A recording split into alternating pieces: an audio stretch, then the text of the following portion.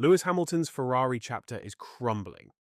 From a crushing Dutch GP crash to growing doubts over his form, the seven-time champion heads into Monza under immense pressure. Can he respond? Lewis Hamilton is enduring one of the bleakest stretches of his Formula One career, and there's no easy way out. Ferrari's car hasn't exactly helped, but the seven-time champion has also stumbled under the weight of pressure. His crash at the Dutch Grand Prix wasn't down to the team, it was his own mistake, one that has amplified the growing doubts around his form. Right now, Hamilton looks a shadow of his former self. With a top six finish in the drivers' standings looking like the ceiling and rivals closing in from behind, Hamilton heads into Monza facing uncomfortable truths. The Zandvoort crash, in conditions where he normally excels, summed up his season. Costly errors stacked on top of Ferrari's lingering flaws. Even Charles Leclerc is suffering from the same unresolved issue that continues to haunt the Scuderia. Behind the scenes, Hamilton has been urged to take a page from Lando Norris's book on self-criticism, though the tweaks might come too late. Ferrari are scrambling to patch their problems, but with 9 races left, any fix is unlikely to change the big picture. Still, Hamilton will cling to whatever lifeline comes his way, because 6 points from his last 3 races is a far cry from the standards he once set. Now, with Ralf Schumacher branding his situation tragic, the spotlight burns brighter than ever on Hamilton's faltering Ferrari chapter. I'm slowly getting a bit at a loss, because he can do it on the one hand, but he's apparently under immense pressure, puts himself under pressure. If something doesn't happen soon, I don't know how he's better advised to continue there or whatever. It is tragic at the moment to see him like this, although the speed is still there, but there's just too much going on around it. Lewis Hamilton heads into Ferrari's home race at Monza under immense pressure, still reeling from a nightmare Dutch Grand Prix. The 7-time world champion's Ferrari debut season took another hit when he slid out of Zandvoort after an unforced error, a moment that left fans and pundits stunned.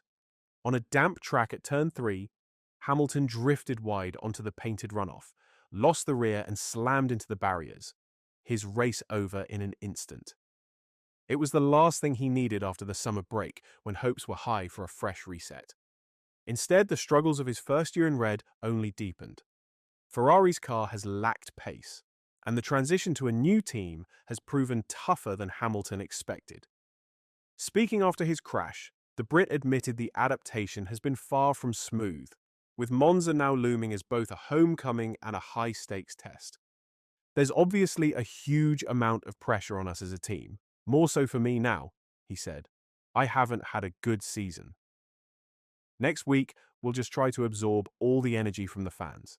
He insisted, however, that his confidence hadn't wavered, arguing that despite the crash, the Dutch weekend marked progress for both himself and Ferrari after a string of disheartening results before the summer break. I'm fine, I feel fine mentally. I felt lots of positives, he said. I felt I was making progress. I was catching the car ahead. It's tough to have a result like that, but I've been racing for so long, I've had God knows how many races, and you can probably count on one hand that sort of incident. Now, as Ferrari gears up for their second home race of the season, Hamilton has been hit with yet another setback. He'll carry a 5-place grid penalty into Monza, handed down for breaching double yellow flag rules during the reconnaissance laps at Zandvoort. Due to the nature of the track, the race director had informed all participants that the last corner before the pit lane would have double yellow flags waved, read a report from the stewards. This was to ensure the safety of those on the grid and in the pit lane. The regulations require that any driver passing through a double-waved yellow flag marshalling sector reduce speed significantly. We looked through the available telemetry within the FIA system. We also requested the team to provide us with their telemetry data. All of this took some time, and this decision was delayed as a result. In addition, Article 44.1 requires all drivers covering more than one reconnaissance lap to drive down the pit entry road at greatly reduced speed. The data showed that the driver had entered the double yellow sector approximately 20 kilometers per hour less than his speed at the same point in practice sessions, had reduced throttle application in the order of 10% to 20%, and had lifted and braked 70 meters earlier when entering the pit lane. We did not consider that a 20 km per hour reduction in speed at a double-waved yellow sector constituted reducing speed significantly. We also did not consider the speed at which the driver entered the pit entry road as being at a greatly reduced speed. The penalty guidelines for such an infringement would ordinarily attract a penalty of 10 grid positions at the next race. However, given that the driver had made an attempt to reduce his speed and to brake earlier, we took that into account as mitigating circumstances and imposed a 5-grid place penalty. Ferrari boss Fred Vasseur was quick to defend Hamilton, insisting the Briton remained in good spirits despite the setback. Speaking after the race, Vasseur praised his driver's overall performance, saying Hamilton's contribution was very good, even if the result didn't show it. And when pressed on whether the crash reflected a lack of confidence in the SF25, the Frenchman's reply was blunt. "Not really. This was a bit of a special one," he said. "The track was damp during the first drizzle and it was wider than the lap before." He went on to add that Ferrari would launch a full investigation to determine whether the car itself played a role in the crash. "We need to investigate if something happened on the car, but I don't think so," he admitted. Overall, the reaction from Lewis was good. He was into the pace of the car and of Charles Leclerc, catching up George Russell and fighting with him. It was a good recovery after 2 tough races before the break, but the outcome is not the one expected. Reporters pressed Vasseur further on Hamilton's frame of mind, particularly after the Brit had labelled Friday as the worst Friday of the last 3 years. He was quiet Thursday because he'd had 2 tough weekends before the break. Friday was more the car than him. "I can be more than pleased with the job done. The pace today from Lewis was a good one.